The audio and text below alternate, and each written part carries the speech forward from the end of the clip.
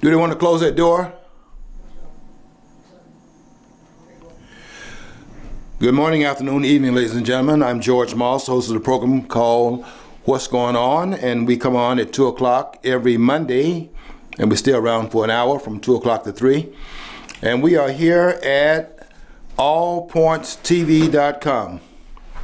And if this is not the best studio that I've ever worked for, of course it's the only one I've ever worked for, but that's beside the point. We had some problems before we went on the air today, and that was to get the lighting straight. And I told John, the technician here, and some of the other technicians to make sure we get the lighting correct, because I want everybody to see how handsome I am. We owe that to you here at the studio.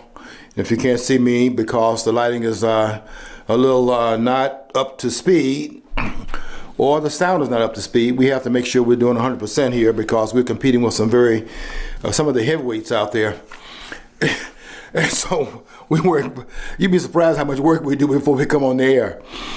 John, I'm going to ask you a couple of questions before I get off the air today. I want to test John's aptitude, on the Constitution, since all these persons are running into the city, and we're going to be spotlighted because of the water problem that we're having in the city, and so all the politicians are now converging on the city of Flint, and these opportunities are coming in here. I wish we could put a border up and keep these people out of here from coming here making mockery of a problem that we're having, as if the problem just developed last Tuesday. And I have to call a couple of names out here. Hillary Clinton coming into the city, and now that they're here, and this problem is nationwide, as if it's only happening in Flint. That's what this is where the cameras are. But the problem of having lead in the water is a national problem. But the problem here is that we have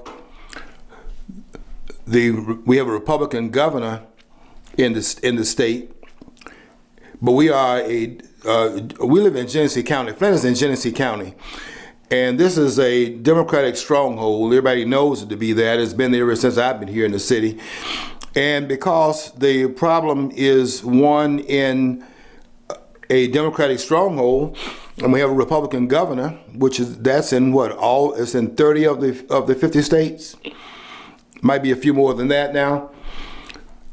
The Democrats can come in here and they can claim that this is genocide. They are trying to kill off the black folks. And of course, the Democrats want to ride in on the white horses, got a sword up in the air, and they're going to save the black folks from the genocide that's being put out and perpetrated by the Republican Party. And here they come riding in to save black people.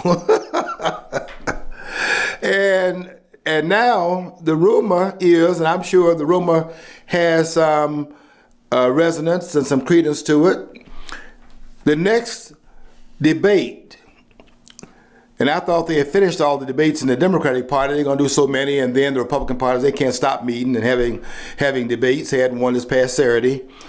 Had to have some before the Super Bowl. They couldn't put it on a Sunday because who's going to watch that? And you got the 50th anniversary of the Super Bowl going on at the same time. So they put it the day before the Super Bowl, and we got that. That was the 8th one for the Republican Party. And they only had planned 6 for the Democratic Party. Now they're going to go on to some additional ones because they got to continue to beat the Bush. And they got a new issue here in terms of the poisoning of these black folks. And look at the Republican Party. They can't stand blacks. Don't forget they enslaved the black people. And Lincoln was a Democrat, and he freed blacks from slavery. And the myths continue. They're in here right now, and they're gonna save us from Snyder. Yeah, they had a plaque on a building. They showed a picture of on Facebook where it says Abraham Lincoln, Democrat. I mean, it's like where? I mean, it was some college. They had this plaque up. Yeah, right. They are rewriting history seriously, and it's like, and some people say, well, it doesn't matter. It doesn't matter. It doesn't matter? It doesn't matter because, when it comes out in the wash, history just history on it. Okay. Yeah, history is a fable agreed upon, but it doesn't mean you have to change it. If you know it, you don't have to make it a fable. We have a narrative of fiction. We can also have a narrative of fact. And the narrative that they're now changing from fact to fiction is that which happened in the past can be changed in the present in order to guide us into the future. And that's a problem. And for them to be rushing in here right now talking about this problem is in fact planned, and this is genocide and all of that, and they want to have the next debate of the Democratic Party coming in here to fire up the Republic around the notion that black people are being oppressed again, and guess who the oppressors are? It's not the party of the Klan. It's not the Democrats. It's these hateful Republicans who just can't tolerate the presence of black people. They just see black people and they just want to go out here and exterminate, black people, create genocide against black people. And anybody believe that noise? Really, I have to ask you, what Kool-Aid? I mean, we have a water problem in the city. We don't need to have a Kool-Aid problem where you're going from the lead in the water and they're making Kool-Aid and then that got lead in it and that's additional, poisoning of people's system and things of that sort. This problem didn't happen overnight in Flint. And we should reject these politicians coming in here and stirring up racial animus when that has nothing to do with what we are facing in the city of Flint. This problem didn't start overnight. This problem started back in the day when the Democrats ran this once vibrant town into the ground, as they've done all the urban areas in this country. And now that we are down at the nub of having been run into the ground, and we are just having a nub of the city able to rear up its head above water, quote unquote, they want to come in here now with this narrative that the Republican Party, Snyder and persons in Lansing caused this problem to exist in the local community. And those of us that live here in the community know that's not true. And I don't know why we want to tolerate these people coming into the town and stirring up this racial animus, making a mockery of a condition that we need to solve together as one community. And if they're talking about they wanted to create genocide against blacks, let's understand the makeup of the city. The city has 40% whites in it. 60% of the population is other than white, and so that means that in order to exterminate or create genocide against the blacks by poisoning the water, you got to also be poisoning the other residents. This is not a 100% black community or a black city. It's got 40%, and it's almost, if it had 50%, I wonder if they make that claim. But because whites are a minority in the city, they want to make the claim that this is about genocide. It is not about genocide. This is about the fact that the infrastructure in Flint has been allowed to erode over a period of time and been ruled over a period by the Democratic Party that did not take care of the infrastructure of the urban community, as they have not done in any of the urban cities that they have actually controlled over a period of time. You're going to look at this condition in all the cities. And I was looking at a map last week that had the lead and the water problem in a whole lot of places. I kept looking in to see where these places were located. In every last one of the places where the lead is a problem in the water, these are all urban communities.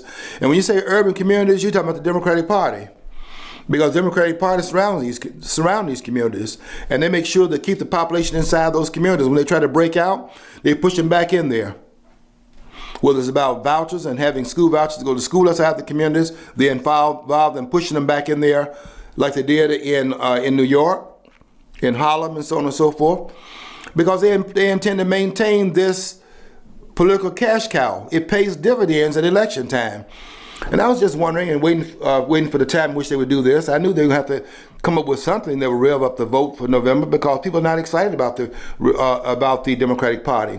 And we saw that in Iowa, because while they were talking about 50-some thousand votes for Ted Cruz, and they were talking about 51,000 votes for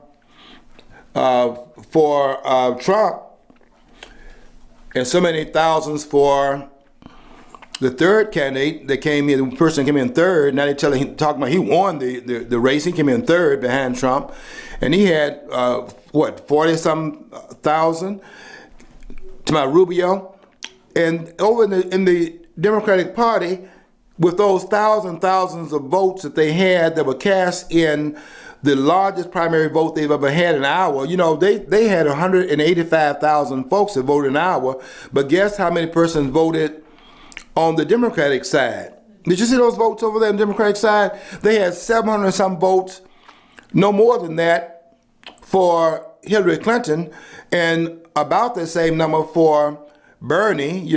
Bernie. This is not Bernie on the Andy Griffin show. Bernie. That you see those girls breaking into the city and they want to know. They want will say Bernie. This is Bernie Sanders. And don't get it mixed up, since everything is free and they got these coupons, don't get them mixed up with Colonel Sanders. Everything is going to be free if Bernie gets to be president.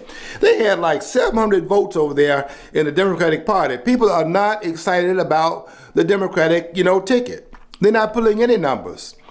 And when they talk about the large crowds that Bernie Sanders is in fact attracting, they talk about 3,000 folks. Trump has that in every city he goes into, 12,000, 15,000, sometimes has as many as 30,000. So they need an issue to rev up the base, and the base is not too excited about him because the base is trying to find some solution to the problems. And it's clear after 50 years of Democratic control in all these urban cities that they don't have the answers. And people looking for some answers elsewhere. And they got to have something that places them back in that plantation mode so they can pull those votes out, because they need that base. They need 90% of the base of blacks if they're going to have a chance to win. And they're not going to get that in 2016. I can tell you that right now. I hear the noise, underneath the surface that they're not talking about out here in the political arena. And that includes our representative here in the city. And I'll call his name out because he's nothing but a hypocrite too. And that's Dan, this is Dan Kilders in here talking about he's slow to boil. This was his spiel. He's slow to boil. He doesn't get mad and easily. But this just has his feathers ruffled. He just cannot believe that the state has not taken care of the issue here. And look at how the persons have been drinking water with lead in it. It's all Snyder's fault. And Lansing, look what you did. And we got to come in here and solve this problem. And the Democrats were nowhere around. And all that's nothing but a bunch of political fiction these guys are creating. And it's sickening to know the narrative is nothing other than politics, and see these politicians coming in here with this nonsense, and they're going to try to use this as a rallying point to fire up the nation, because they don't have anybody excited about any solutions. They don't have any solutions. That's why they need all this racist talk to drive up the anger level so people go to the polls and vote for them, because they don't have any agenda that people will listen to. And that's why they never talk about their agenda. All they talk about is attacking folks. Attacking the bankers, attacking the producers, looking at the class difference between this group and that group, and we're going to take their money and give it to someone else. That's what they campaign on. And now they got this issue. They want to have a debate in Flint, because they have an issue they can run with and make it look like they're pouring parade on blacks, look how they treat them. And Clinton came in here and said that if this problem had developed in an outer area, like in the suburban area, they would have fixed this problem yesterday. If this problem had developed, she said, in any other community but where the black folks are, this problem would have been resolved a long time ago. So where's the money going to come from? They have estimated that this problem that has been incubated over time, with the infrastructure being in a deteriorated state that's been going on for generations, they're saying this is probably going to cost $1.2 to $1.3 billion. If that problem develops in the suburban area, they're going to be able to come up with $1.3 billion just like that and snap their fingers and make it materialize. And they would do so because the residents out there are white. How would that be the case if money is the problem? If the problem has been incubated over a period of time.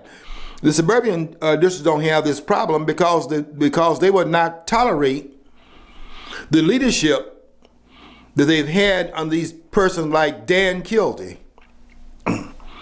and these other Democrats who run this city into the ground. And that's why we're having the problems we're having in the city of Flint. And now they're running in here as if they are going to rescue the community from a condition that they created. I'm just telling you the honest gospel truth here. Because they're in here making a mockery of this community. And we ought to put a barrier up. If we had the political wherewithal, we put a barrier up and tell the person to stay out of here. Because this problem not going to be resolved by them running in here with this narrative. This is about race. It's not about race. And the Democratic Party needs race.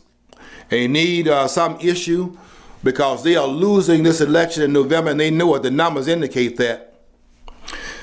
Okay, that's just the first part of what I want to talk about, but I really want to talk about something else because there is a discussion going on right now. And I'm going to have to I'm going to have to school some folks. I'm going to have to school Mark Levine because Mark Levine don't know what he's talking about. And I'll tell you this, and I challenge them on this. I double dog dare them. You know, when I triple dog dare you, that means I'm really serious. I'm just going to double dog dare them in this case here, but I could triple dog dare them as well. You know, you say, I triple dog dare you in my community. That meant you're real serious. When I double dog dare you, I'm serious. I double dog dare them to try to come behind what I say about this eligibility. I dare them to get on there and say anything about it. They may think they're qualified. I came today to show that they don't know. They don't know. They think that they do. And there are some on my post that want to quote what they say. I'm going to shut them up today. I'm going to make sure you know I'm going to shut them up. I guarantee it. Because what they have not done is they've not connected the dots in the rest of the Constitution, and they want to talk about Article 2, Section 1, Clause 5, and also Amendment 14. I'll talk about that also. But I want to connect it up to something else that they have not even considered in the Constitution. And I'm going to tell you why it says what it says. They don't know anything. They think that they do. And if Mark Levine, who stole my idea, by the way, about the Liberty Amendments, I sent him a copy of what I wrote on Facebook. And 6 months later, all of a sudden the book comes out. I don't know if he took the ideas and ran with it, but I read his book. And I knew I was out there in public as a matter of record on Facebook. And I know that he was not right. He did not publish that book before that was on Facebook. I know that for a fact. That's documented. But I'm not going to claim that I know for a fact that that was an idea he ran with, but who was talking about Article 5 before I did it?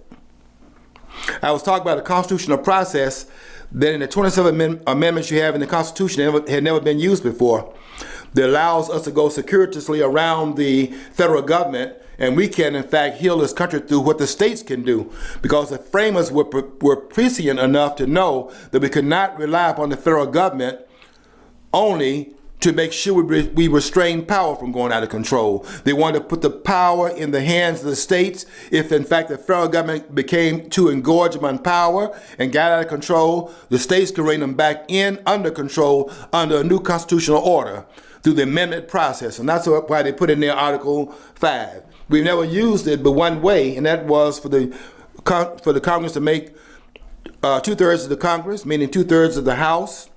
There'll be 290 members in the House of Representatives and 2/3 of the Senate, which means 67 members of the Senate, if they're all present, could propose, listen carefully, propose an amendment. They cannot ratify it. You know why? Because once they propose it on the states, they have to get the permission from the states for it to be approved. The states are the deciding voice. And that disproves what Lincoln said when Lincoln said that the federal government created the states. Why would the federal government create the states and then empower the states to cancel out the verdict of the federal government? That didn't make any sense. The states created the federal government, and that's why they demanded the federal government come back to them to get the approval on everything in the Constitution, including the ratification of treaties. That's why I know, and that's what I'm going to prove today, that all the ones that are running right now that are members of Congress, all of them are frauds. And Marco Rubio and Ted Cruz are the biggest frauds of all because they're constitutionally ineligible. And all of you out there that are saying otherwise, shut up. I'm going to shut you up today. I came to the studio to shut you up because you don't know what you're talking about, and I do. You see, two people cannot be right about the same issue saying opposite things. And I'm right, and therefore that necessarily means they're wrong. And you bring Mark Levine up here. You bring Mark Levine up in here. And I'm going to hurt Mark Levine's feelings. You may not think so. I don't only think so. I know so. He's not qualified. And I'm going to prove that today. See, y'all think I'm playing on Facebook? You think I'm playing on Facebook because y'all read my posts and y'all, a lot of people get on my wall. You'd be surprised what happens in my chat room where you don't read the private chat, where they get in the chat room with these arguments. It's funny to me. One guy said that that's very vague. And I told him that in part 2, because I do multiple series in my posts, because I know my posts tend to be very long, so I have to do multiple series. And in the post, I do a little something here, a little something later, and do a little bit more later than that. And I try to cut it up a little bit because I am not as concise as I should be because I need to explain. I mean, things that some people can take for granted. You know, a teacher learns to make sure you're speaking to all levels of a situation. Not everybody's an A student.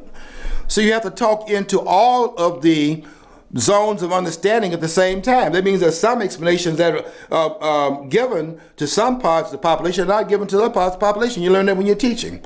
You got C students in there. You got students sitting in the back of the room. You got to speak to all levels in the classroom and take nothing for granted. You have to explain that which you don't have to explain to some persons, and then explain it to other persons. So you have to learn to do that. Okay, let me do a couple of things here, because I think we've got to understand the Constitution of the United States. And I'm going to tell you right now, Marco Rubio and Ted Cruz are ineligible to run for president of the United States, and ineligible basically for the same reason. Let me show you why. When you have Article 2, Section 1, Clause 5, where it says that in order to be eligible for the presidency of the United States, you must be a natural-born citizen. That right there excludes Ted Cruz. Now, I'm going to prove later on it also excludes Marco Rubio, but I'm going to use for Marco Rubio the 14th Amendment, but I'll tie it back to Article 2, Section 1, Clause 5 as well. But let me read something first from the Bible. I brought a Bible here today.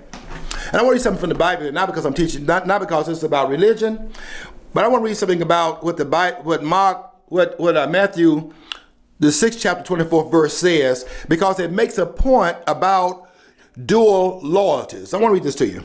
Read this very carefully. This is Matthew, the 6th chapter, 24th verse. Listen to this very carefully here, because I want to tie this into the Constitution and why the Constitution is written the way it's written, because it understands this premise that's found in Matthew. And here's what Matthew, the 6th chapter, 24th verse says. It says this: no one can slave for two masters. For either he will hate the one and love the other, or he will stick to the one and despise the other. You cannot slave for God and for riches. Or you could say you cannot slave for money and at the same time slave for your constituents. In other words, if the politicians are about money, they're not for their constituents. That's why I write them off, because they're for money and they're not for the constituents. You just can't serve two masters, right? I think we all agree with that. I mean, it says here, no one can slave for two masters, for either he will hate the one and love the other, or he will stick to one and despise the other. That's just the way it is. You cannot have dual loyalties. All right, now, how does that tie in with Article 2, Section 1, Clause 5, where it says, in order to be eligible for the presidency of the United States, you must be a natural-born citizen. Why? Because if you are not a natural born citizen, but born somewhere else, then the dual loyalty that you have keep you from being totally loyal to the United States. Whatever level of dissonance you have between being loyal to one and loyal to another, you're not 100% loyal to the one. And they didn't want to have this dual loyalty. They were guarding against treason. Now let me prove that. Because you see, I was telling you that that's found in Article 1, Section 2, Clause, Article 2, Section 1, Clause 5. In the same article, Article 2, Section 4, here's what Mark Levine doesn't get. Let me read something to you here in the Constitution.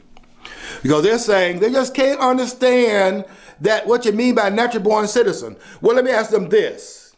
Did you think the framers put it in there without any intentionality in it? Is it in there without intent? Then the question comes up, you fatheads, then what is the intent? The intent of having natural born citizenship is a claim upon being president, who does not claim for any other federal office holder, is to keep treason from occurring. You don't have to worry about that when you have other office holders in the same branch. But for the president, you have a higher standard. That's why they require natural born citizenship for the president, and they don't require it for any other office holder. They just require citizenship. Because if you're not loyal, your disloyalty can be canceled out by others, but not with the president. That's why in every case, when they moved up from the requirements for the House of Representatives, there's one standard there for the age, there's one standard there for the citizenship of the country and the resident of the state, and so on at that level. When it picks up at another level, when you represent the states, because the House represents the people, then you pick it up in terms of another requirement on that level. For example, in the House, the requirement is the person must be 25 years of age. What is it when you run for the Senate? 30. 25 in the House, 30 in the Senate. Why? Because the states are endowing this voice, and they want a higher requirement to represent those who are relinquishing some of their power to the office holders. It's created by the states. So therefore, to represent the states is a higher level than the people. Why? Because the people make up the states. So 25 to run for the members of the House, 30 for the state. But what is it for the president? Higher than that. Because the president is the only office holder on the federal level that all the people, the whole people, everybody in all the states who are eligible to vote, they can vote for one office holder, and that's the President of the United States. And therefore, for the President, where it's 25 for the House, 30 for the Senate, it's 35 for the President of the United States. In the House, you have to be a citizen for 7 years. Guess what it is in the Senate? 14 years. And for the President, the citizenship must be natural born citizen, where the loyalty is not split, because if you're loyal to two different masters, then which one will you serve? And it opens up the president to what? Treason. And therefore, Mark Levine, in Article 2, Section 1, Clause 5, don't forget to connect it up with Article 2, Section 4. Listen carefully. I'd like to know how Mark Levine feels about so many of our congressmen and senators have dual citizenship with Israel. I think that's got to be addressed. That's the problem. That's huge. That is a problem. If there was any other country, they'd have a huge issue with that. But because it's Israel, they're considered our great ally. Yet we've convicted a couple of people for spying for Israel, and that's, they're a foreign power. I mean, why do we acquiesce and let them have access to and actually make policy? And I like to know that. I mean, I guess some people say that's a charge. That's an anti-Semitic concern. If they have dual citizenship after they are born, let us say if they are naturally born and they get dual citizenship, that is not prohibited by the Constitution. The Constitution prohibits birth, natural born. But I still think I mean, the reason why they did that, though, they put any kind of positions on that is because they were questioning loyalty. I don't see how having dual citizenship with a country that's big. They can also serve in their military. I don't know if that's allowable for any other. Oh no. There are a lot that's wrong. We create this double standard for that country. That one country. There's a lot of issues involved here. Let me try to disaggregate those positions, those conditions that we're talking about. If you have a person born as a natural-born citizen who later on develops citizenship elsewhere and has dual citizenship, although that is a question of loyalty at that point, which master would you in fact serve? And you got dual claims being made here because citizenship there will be different from citizenship claims here. It will create a problem, but it's not prohibited by the Constitution. The Constitution requires the birth right at birth. Now, that's prohibited to have that at birth because you're born into the duality. You can claim duality later, but it does not prohibit it, although that does cause a problem. But the Constitution does not prohibit that, but we have to watch that because that can be a problem for the nation. And we have to have that on the table so we can understand that that condition exists, so we can make a determination about how we feel about it. You see, that's the voting process and how that's nullified. If you think there's a problem, that problem can be settled at the poll. But here's this other problem, though. The other problem that you have should never get to the poll. Why? Because it's prohibited by the Constitution. See, the voters have a responsibility. We don't have the voters absorbed of any responsibility to protect the integrity of the nation. We have a tremendous responsibility because we have to understand what the Constitution requires and be its guardians. That's why I'm trying to warn people before they go to the polls on tomorrow in New Hampshire. I'm telling New Hampshire this. If you don't take care of business in New Hampshire tomorrow, then what you've done is place a burden on the rest of us because we've got to do that job. I hope that tomorrow New Hampshire will do its job, that it will in fact refute this repudiation that Marco Rubio's running for president will do and repudiate what is being done by Ted Cruz running for president will do. We have to repudiate that at the poll. But really, they have already made a repudiation of their own because we're repudiating the Constitution. Now, where the Constitution does not prohibit someone from having that which challenges the integrity of the nation, then that is our responsibility as what? As informed citizens who have a claim upon the Constitution and a responsibility to maintain its integrity, to prohibit them from going to power and undoing that which is in fact not allowed. Or if it challenges a nation's integrity, we must stop that. Okay, can I ask you a question though? Yeah. You're an educator for 39 years, if I was not mistaken, right? Mm-hmm, sure. When did this tendency not to teach the Constitution and actually emphasize it came about? I saw that. Yeah. I mean, I had familiarity with the Constitution, the Bill of Rights, largely because my mom's father was a big proponent of you knowing about your stuff. He was a socialist, but he also liked the Constitution and the Bill of Rights, and that's an understatement. Okay, but anyway, he taught me that. But when I was in class at junior high level, I actually was exempted from actually have to take a class because I basically could take all the tests and score A's, with not even have to hear the teacher's lectures, on that stuff. But anyway, I'm gonna say they seem like to be people are so willing to just not to have knowledge of this. I mean, and they roll their eyes when you are bringing up points about the Constitution. No. I guess there's an expression. If you want to sound like a nut job, start quoting the Constitution of the Founding Fathers. Everybody's going to label it as a nut job. I mean, and that's like basically they trust these people who are polished sociopaths. These people who are wearing suits who call politicians. They're composite. They're mostly sociopaths. They are sociopaths, and we didn't get here by accident. They had an article last week in the paper. They were saying that the most assigned book in colleges right now is the Communist Manifesto by Karl Marx. And John, you let me read this book. You let me read this book by Horowitz called Radical Son. I read that book, and I read it very thoroughly.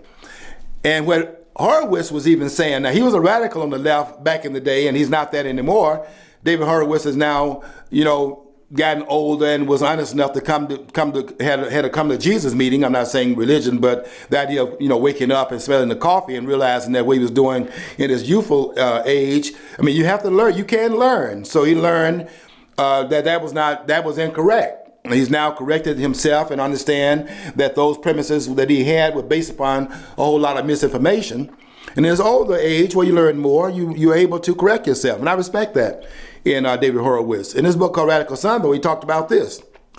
He talked about in the 1960s, they began to come away from being out in the street doing what Bill Ayers was doing, for example. These guys out here bombing the Pentagon, bombing the congressional building, and trying to bring about change to revolutionary things out in the street. And they realized they're not going to be able to do that because you are up against a monolith that has the monopoly on the legal use of force. And you bring these persons out, and they can legally use force in public in front of the whole crowd that will, in fact, not be holding them accountable for you creating a situation which force can be legitimized. They will in fact do that, and they learn that.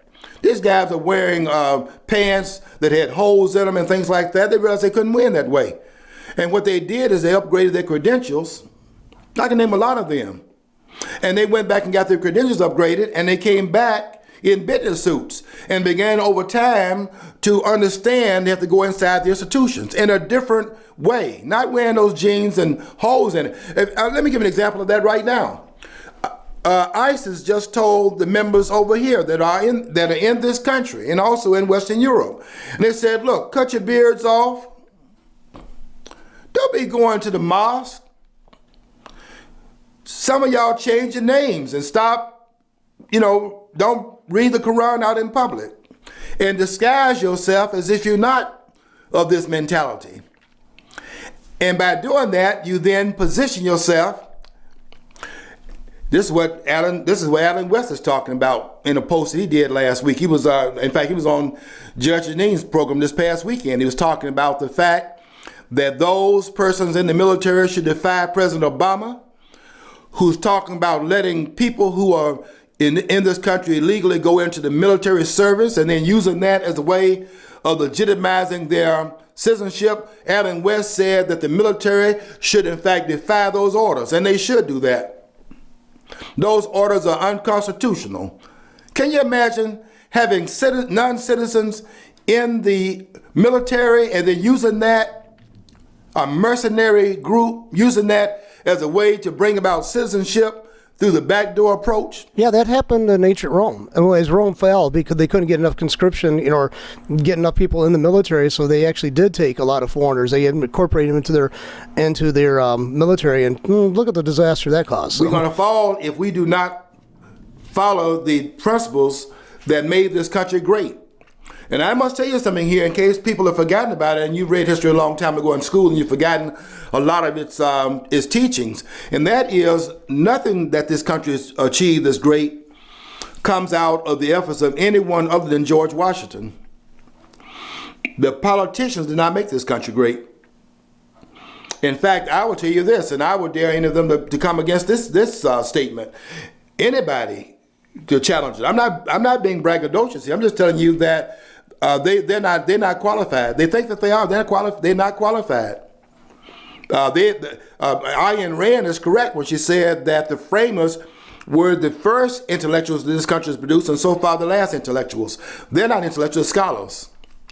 The scholars are just people that read a number of books and most of them are just regurgitators of that which they were taught when they were in school, have gone no further than the instruction that they've gotten, and that's why their understanding is so similar in what their claims are. They never connected up Article 2, Section 1, Clause 5 with Article 2, Section 4, which I was getting ready to read to you before I got on. I was just getting so many different things here, but they just don't. They just don't get how limited their training is, and they got off because the teachers were changed. David Horowitz was making the point that at least when they passed their papers in, when the conservatives were on the campus, they could pass it in. If the conservatives disagreed with them, they still gave them their grade. But what you start getting in the schools when the liberals begin to take it over, because they'll change their uniforms and their attire, put on a shirt and a tie and went back in there, still radical now, went in those classrooms. And then if you didn't tote the line and you didn't have the right view, quote unquote, they would begin to mark your grade down. And so people began over time to take this as gospel. And now we have these persons out here that are accepting the premises that they taught, that the liberal view is the correct view. That's why, look at Bernie Sanders' crowd. The man has announced himself as a democratic socialist that don't even exist. How can you be a democratic socialist when socialism is a state? The state is what? The gun. The state is force. You know, people think that I hear people saying that they pay taxes because for bridges and roads. You don't pay taxes because of bridges and roads. You pay taxes because if you don't pay your taxes, you go to jail. The government is a gun. Yeah, so basically, from the beginning, we're basically registered slaves. We're registered slaves. John? People don't want to see that because they allow us to have some semblance of, you can disagree, you can write letters to your congressman. You're not. You're free, though. And no, you're not, because let's face it, the power to tax you is the power to destroy you. Yeah, and that's missed. And people want to use taxation as a punitive measure because they don't like certain people. They want to be able to tax them out of existence. The framers did not want that enslavement, and that's why they did not allow direct taxation. And you didn't have that until 1913. Now, we ratified the Constitution in 1788. From 1788 until 1913, the federal government could not tax. Let me tell you what they had yesterday. John, you raised a question about slavery. You know, Barry Simon, I shouldn't call names out. Well, okay, but anyway, it's not bad. So I can say that. One of the persons on Facebook, I had one of my friends, Terrence, put an article up that said that if Cam Newton and that team wins, based upon Cam Newton's salary, it said that he would make $152,000. You know, the winners they thought he was going to win because he's the most valuable player, and they thought the Panthers would win. They lost, but if he had won, he would have been paid $152,000. The losers would have gotten $51,000. Well, that's now reversed. But if Cam Newton had won based upon his salary, he would have gotten paid $152,000 for the Super Bowl, but would have owed at the end of the game to California $159,000. And when this other guy, it slipped, but that's okay. He wouldn't mind. He was wrong, but he got on the post and said nonsense, because he couldn't understand how you could get paid $152,000, but at the end of the game you owe $159,000. In other words, those guys that played that game yesterday, if Cam Newton had won, Cam Newton would have been working in that game as a slave. Why? Because he's working without getting any pay. And they could not believe that to be true because they did not understand how California operates in its tax base. It was never intended by the framers. But what California does is California has this thing is that if you come into the state there, you call it the jock tax. If you come into the state of California and you're there for more than half of the year because you practice in the state, you play games in the state, and the Panthers had been in the state for 206 days during the fiscal year. You know, the fiscal year starts out October the 1st to September the 30th, and they had been in the state for the fiscal year more than half the year. Therefore, they're residents of California. And when you come in there, your whole salary is taxed. So when they got paid $152,000, if they had won the game yesterday, then they would have owed more money than what they got paid. That's enslavement. Never intended by the framers, but look what these politicians are doing with it. And that's what we have going on whenever you talk about the state getting involved. You have tyranny here. And the idea of the Constitution was to restrain tyranny. By doing what? Restraining government. Because once you don't restrain government, you have tyranny. It's automatic in the process. You see, what we have to do with the government We set the government up. We did it out of fear of the bully, by the way. We set the government up because the bully was bigger than any of us individually. So we had to set the government up in order to restrain the bully. But the catch-22 is what Jefferson talked about, and that is once you restrain the bully, you've got to now find a way in which to restrain that which you set up to restrain the bully, because now you have a legalized form of the bully acting under the color of law. And they tried to do it first through the Articles Confederation, where they tried to weaken the instrument they created. But when they found out it could not act, they're so weakened that it could not act, they have now revised it, give it a little bit more power. But they were very askance of the power they gave it, and that's why they kept on trying to define it, enumerate it, delegate it, and therefore contain it, even in the delegation, by itemizing what it was they could do. And when you know those jailbirds, those soon-to-be jailbirds, they're not jailbirds because we can't put them in jail. I mean, they're not going to put Hillary Clinton in jail. They claim what they want to. She's not going to jail. She's one of them. And Trump is not one of them. That's why they want him out of there. And John, did you watch the Super Bowl yesterday? Yeah, no, I never watched a game. Well, after the Super Bowl, guess what they had after the Super Bowl game was over? They had Colbert's program on the same network. Guess who was there? There was Megyn Kelly on the program. She's been on a tear since we're getting close to Tuesday. Why? Because Fox doesn't have a debate going into New Hampshire. And she wants to take Donald Trump down. Her program last week was all on Donald Trump. And then after she did a number on Donald Trump on Friday, she went on, Thursday was, she went on the program, The Tonight Show that night. The next morning she's on Good Morning America, did an interview with George Stephanopoulos. And then last night she was on The Late Show, Colbert's program, after the Super Bowl game was on. When it came out, I told my friend, I was over to a friend's house watching the game. I said, I got to watch this right here because they want to turn off and watch Chirac. He had a copy of Chirac. I watched it later on. We stayed up to 2 o'clock last night. But I wanted to watch her on this program because Megyn Kelly has an obsession, and she's obsessed with Donald Trump. And she's been obsessed with Donald Trump ever since he came at her on August the 3rd when they did the first debate on Fox. And they had 28 million people there because Donald Trump brought those viewers, usually have 2 and 3 million people. You even can't keep them there the whole time. And they had them there for 2 hours, and look how much money they raised. And then Donald Trump went at Kelly. She never forgot that. And then the next time they had her on Fox News Network, they call it Fox News Channel, FNC, he didn't show up. And that was another in-your-face moment, not only to her, but also to Roger Ailes. Oh yeah, in his face too. And also into Rupert Murdoch in his face as well. They didn't like that. Well, I think too, everybody wants, if the liberal doesn't like what you're saying, they always say, "What you get that on Fox News?" So I don't even watch Fox News because to me, I think they're biased. I don't watch Fox News. I used to watch them. I can't watch them anymore. Because it's like, I know that they say that Roger Ailes and all these guys are like Rupert Murdoch or all these conservatives.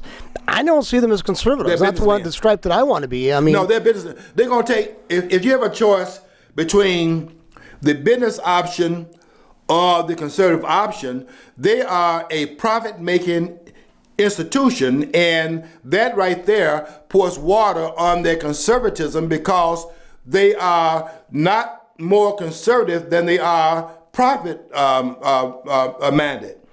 And so I don't consider them to be conservative because they're commercials. I don't consider Mark Levine to be a conservative. He is a conservative of convenience. That was also shown in Thomas Sowell. People used to say to me, one of my criticisms was that he always quoting Thomas Sowell. I quote Thomas Sowell a lot because Thomas Sowell is true to the understandings that come out of his research.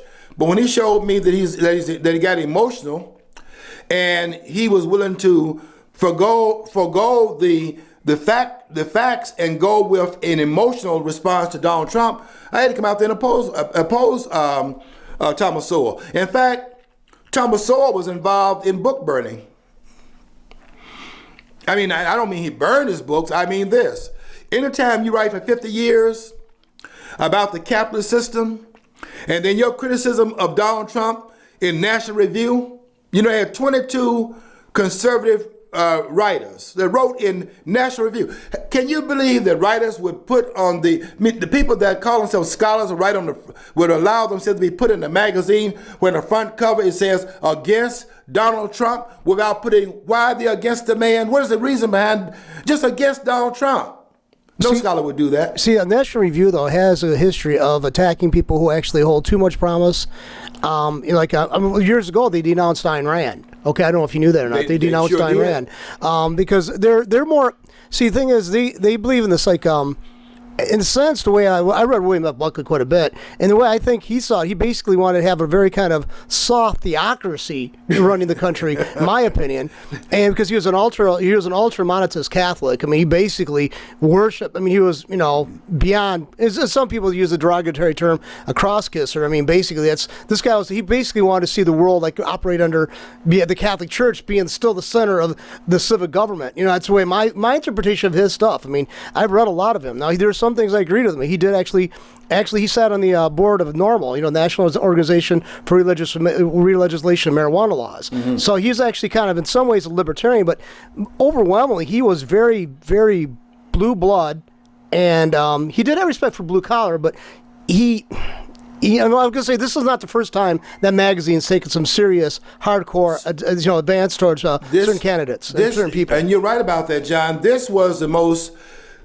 egregious effort I've seen in that genre you're talking about. I mean, this was astonishing to see them do that, and then have they had on the front cover the names of all the persons who engaged in this, and that was Thomas Sowell's name, that was Brent Brozel's name.